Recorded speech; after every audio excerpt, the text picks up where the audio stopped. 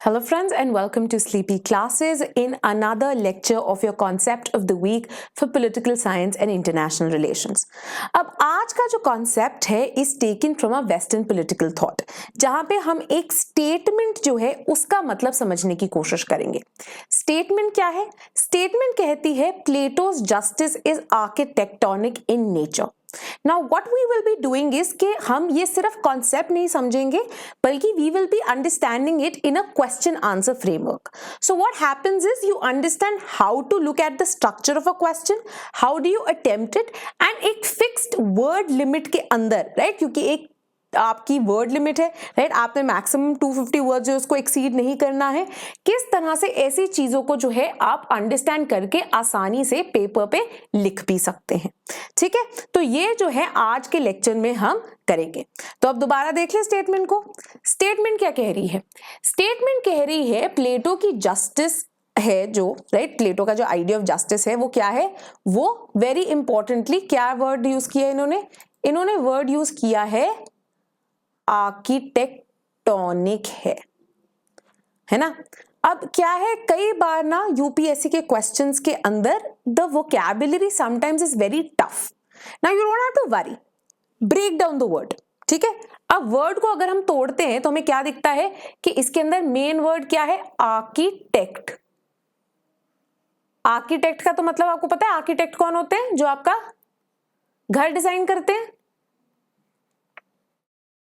है ना.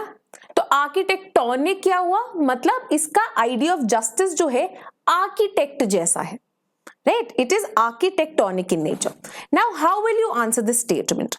We will quickly look at what? We will first look at the structure, right? तो हमेशा जब भी आप प्रैक्टिस कर रहे हैं, शुरुआत में जब आप बिगिनर भी हैं एंड आपने अभी प्रैक्टिस करनी जो है, कोशिश शुरू करनी है अभी अपने लेक्चर्स के साथ, what you can do है कि इंस्टेड ऑफ से राइटिंग पूरे आंसर्स ना, आप सिर्फ स्ट्रक्चर्स बनाने पे फोकस कीजिए कि अगर ऐसा क्वेश्चन मेरे सामने आया तो इसका स्ट्रक्चर कैसे होगा. बिकॉज कंटेंट फिलिंग आराम से हो जाती है, पर अगर आपने स्ट्रक्चर गलत पकड़ा है ना तो पूरे आंसर की रिदम हिल जाती है. ठीक है, तो स्ट्रक्चर के अंदर हमने शुरुआत कैसे की? शुरुआत ऑब्वियसली द मेन आइडिया, एक जो क्या पूछा गया है, किसको हमने बताना है? प्लेटो के जस्टिस को. तो वी विल स्टार्ट पहले तो बाय अंडरस्टैंडिंग कि आखिरकार प्लेटो का जस्टिस होता क्या है, right? How is it that Plato has understood justice?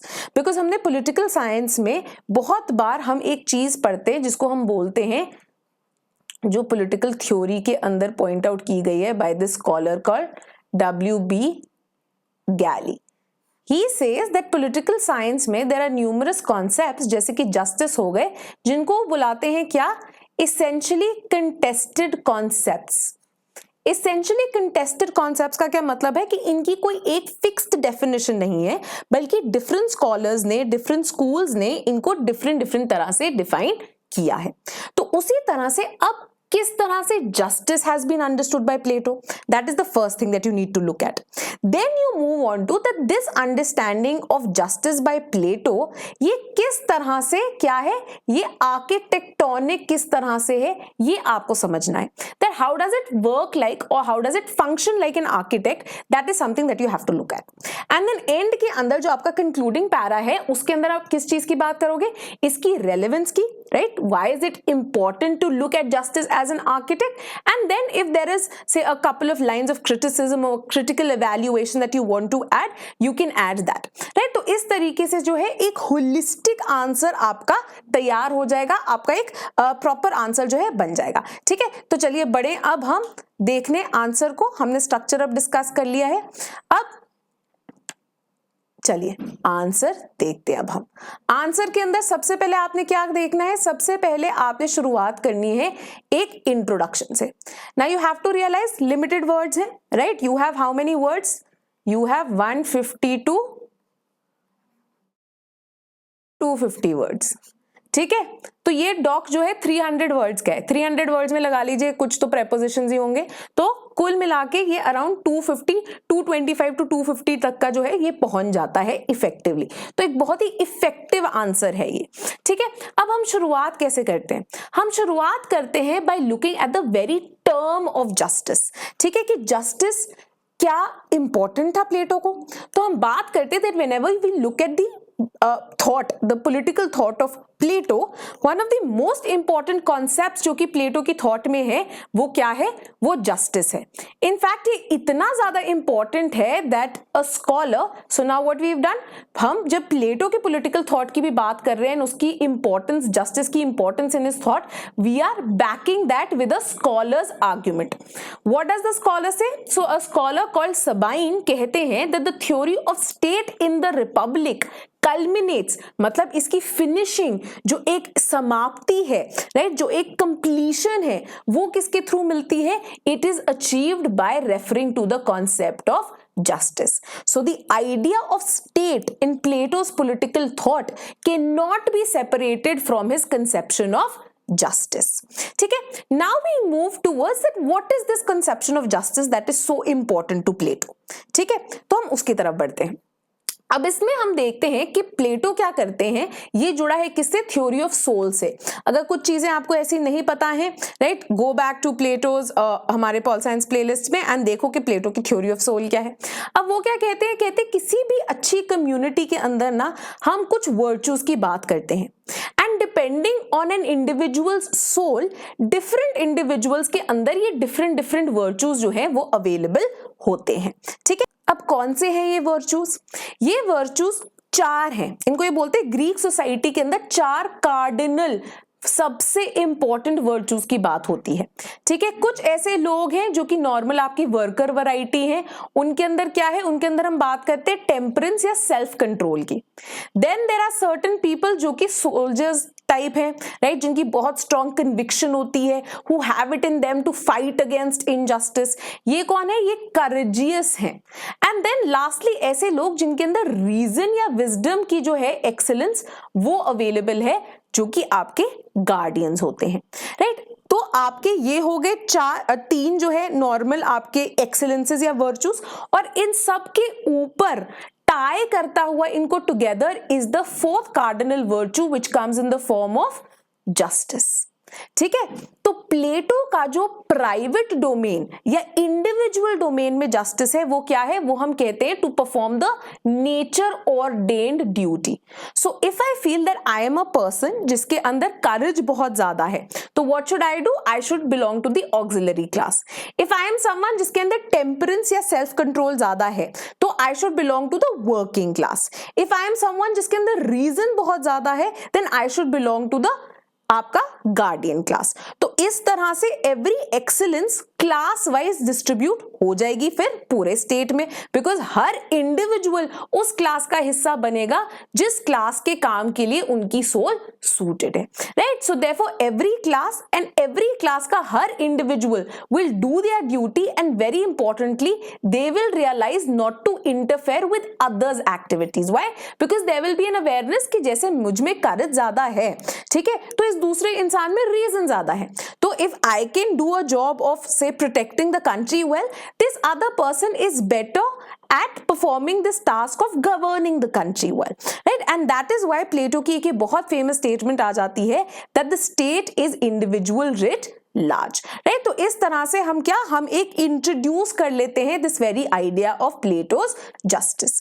ठीक है, अब नेक्स्ट हम कहते हैं कि प्लेटो की जो ये आइडियल थ्योरी है जस्टिस की, ठीक है, अगर हम इसकी बात करें, राइट, जो आइडिया ऑफ जस्टिस है, if we talk about that in Plato's theory.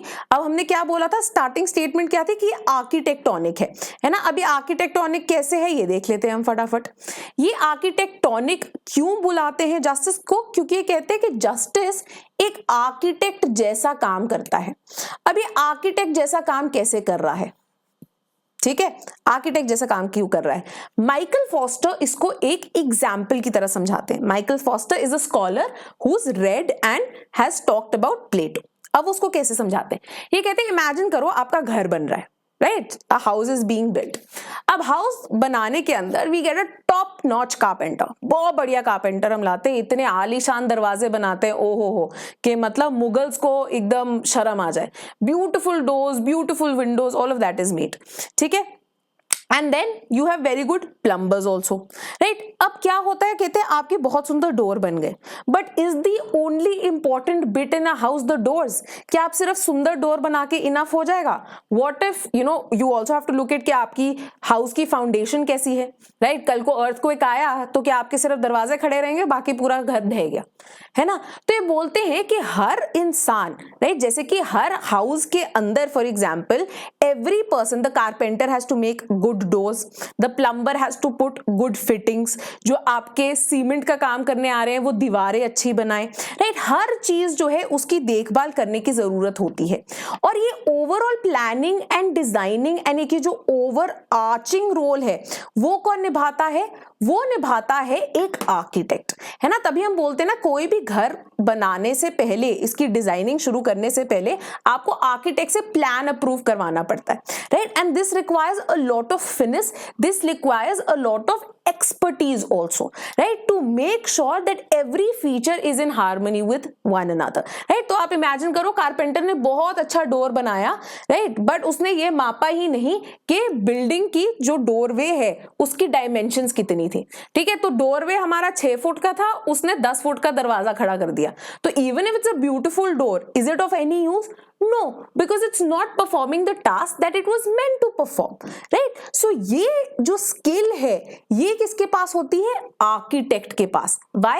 Because वो किसी एक डिपार्टमेंट को बिलोंग नहीं कर रहा कि उन्होंने सिर्फ कारपेंट्री ही करनी है, या उन्होंने सिर्फ प्लम्बिंग ही करनी है, या उन्होंने सिर्फ दीवारें ही बनानी है। उनका काम क्या है? उनका काम है over arching across all departments, कि हर डिपार्टमेंट को उसने कंट्रोल करना है, रेगुलेट करना है। कारपेंटर को बताना है कि तुमने इतना ही दरवाजा बनाना है, वो 6 फुट के दरवाजे में ही you will have to show all your skills, you can not extend it to a 10 foot door, right. So ये काम, ये ओवरऑल कोऑर्डिनेशन एंड कंट्रोलिंग का जो काम है, where in the architect now tells every other department to behave in a certain way, that is something that justice performs in a society, in a state। तो justice society में हर individual को क्या सिखाता है? सेल्फ रिस्ट्रेन, कि तुमने वही काम करना है जो तुमको सूट करता है, right. You have to perform the task that your soul is good at, right. So a worker can't be good at performing the task of governance. A person who is made to be a guardian can not work in the fields. A person who is a great soldier can not be a good industrialist और a manufacturer, right. तो इस तरह की overall coordination to ensure कि society के अंदर self harm ना हो, and members by doing tasks which are not suited to them society का एकदम ही बुरा हाल कर दें, राइट। वो किसका काम सौंपा गया है? वो जस्टिस का सौंपा गया है। तो इस तरह का जो आपका सेल्फ रिस्ट्रेन है, which ensures that everyone is doing the tasks that they are meant to do in a proper manner, that is what is essential for any political society according to Plato. And Plato ये करने के लिए क्या, किस तरह से ensure करते हैं? He makes lots of analogies, he starts with lots of myths, and very importantly ये क्या करते हैं? ये लेके आते हैं हमारी थ्योरी ऑफ एजुकेशन, जिसके through every person the task that they are cut out for, उसके लिए उनको प्रिपेयर किया जा सके, उसके लिए उनको जो है तैयार किया जा सके, ठीक है। तो ये क्या हो गया? अब हमने इस पूरी बॉडी में समझा दिया कि जस्टिस आर्किटेक्टोनिक किस तरह से है, ठीक है, कि जस्टिस आर्किटेक्ट जैसा किस तरह से काम कर रहा है, राइट। तो ये आपको समझ में आ गया। अब क्या है? अब बस एंड में एक कंक्लूडिंग पार्ट के अंदर हमने बता दिया कि जस्टिस एज आर्किटेक्ट की रेलेवेंस क्या थी। ये रेलेवेंस क्या थी? ऑफ टीचिंग सेल्फ रिस्ट्रेन, ठीक है, जो कि हमने इस पैराग्राफ के अंदर पूरा समझा दिया है कि ये आर्किटेक्ट बनना इंपॉर्टेंट क्यों है, ताकि सेल्फ रिस्ट्रेन कोऑर्डिनेशन हो सके और एक अच्छी सोसाइटी बन सके। एंड एंड में कंक्लूडिंग लाइंस में हम क्या कर देते हैं? That even though this idea of justice according to Plato is supposed to help ensure unity, harmony, interdependence in the society, but a lot of scholars have also criticized it. Why have they criticized it? कि for example अगर imagine करो कि एक घर में जरूरी तो नहीं है एक ही कारपेंटर हो, है ना, 2-3 कारपेंटर भी हो सकते हैं. What if those carpenters have a fight amongst themselves? तो इसका मतलब क्या है कि सिर्फ जो गार्डियंस हुए अगर उनमें लड़ाई होगी तो उसको कैसे सुलझाओगे आप, बिकॉज वहां पे तो एक्सपर्टीज सिर्फ उनकी है. उसके बारे में प्लेटो ने कभी बात ही नहीं की. साथ ही में ये जो आइडिया ऑफ जस्टिस है, this is more moral rather than legal. ठीक है, you don't have any laws backing this. How do you ensure that this justice will be effectively implemented, effectively enforced? That is something which is missing in Plato's theory of justice. ठीक है, तो ये जो है एक तरह से एक होलिस्टिक आंसर बन जाता है जिसके बेसिस पे आपको अच्छे मार्क्स मिल सकते हैं. So you can go through this again. हमारे जितने भी पीडीएफ्स हैं they are available on our website sleepyclasses.com. वहां पे डाउनलोड्स के अंदर जो है ये अवेलेबल होते हैं. Very importantly just to let you know, batch 2 जो है हमारे सारे कोर्सेज का, दैट इज जीएस का, राइट, जिसके अंदर प्री प्लस मेंस अवेलेबल है, एसए कोर्स का, एज वेल एज हमारे जो 2 ऑप्शनल्स हैं, political science and international relations as well as sociology, उनका बैच 2 की एनरोलमेंट भी जो है शुरू हो गई है. और ये बैचेस का प्रॉपर शेड्यूल आपको मिल जाएगा हमारी वेबसाइट पे.